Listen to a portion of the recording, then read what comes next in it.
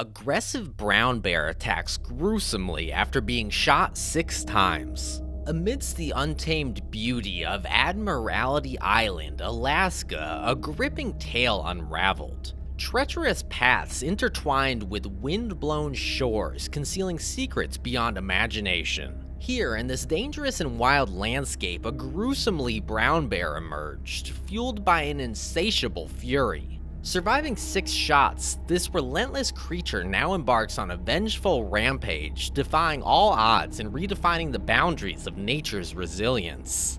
Brace yourself for a harrowing journey into the heart of an untamed force that refuses to be silenced. In April 2004, Scott Newman, an experienced guide, embarked on a bear hunting expedition with his client, Juan, a textile manufacturer from Mexico City. Accompanied by Juan's wife and Scott's nephew, Levi, the hunt blended adventure and camaraderie. Scott, with 17 years of guiding experience, had established a successful operation.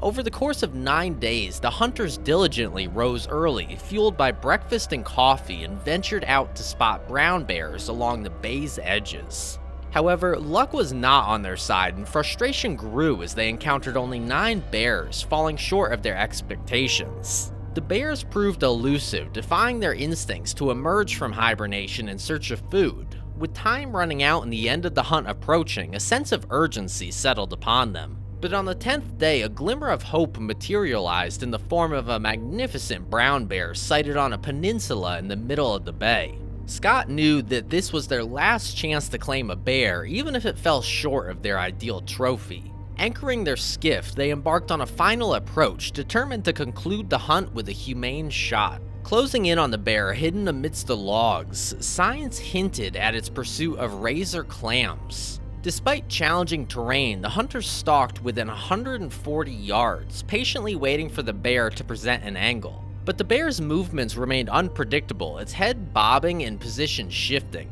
In a spontaneous moment, Juan fired while the bear faced him, disregarding the importance of a broadside shot. Scott intervened, firing rounds from his .416 caliber Remington Magnum rifle. Wounded, the bear fled across the beach and disappeared into the brush, leaving uncertainty in its wake.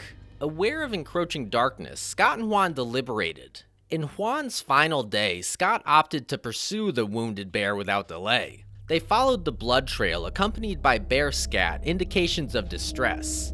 Though promising, the trail's dark hue signaled abdominal wounds, stirring concern. With each step, Scott's apprehension mounted. The wounded bear's rage remained fierce. Heightened senses guided his cautious circles, eyes locked on tracks, vigilant against ambush. Then, a faint whiff of bear scent and a twig's snap preceded the bear's furious charge, unleashed upon Scott. Scott fired at the bear, but it charged forward, overpowering him and causing him to fall. Scott fought back, kicking the bear's head to protect himself. However, the bear clamped its jaws around Scott's left foot, inflicting excruciating pain.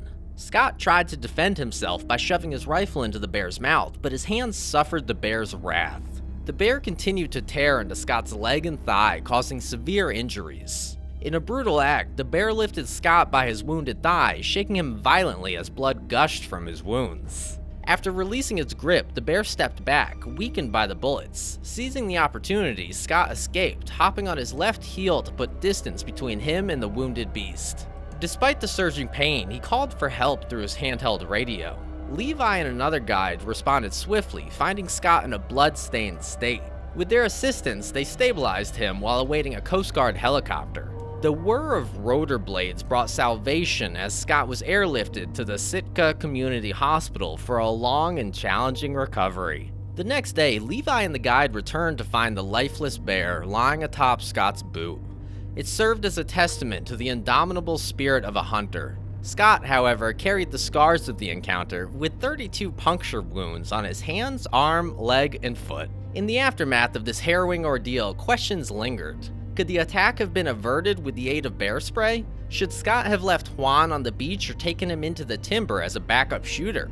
And was it wise to track a wounded brown bear into the dense thicket of timber and brush?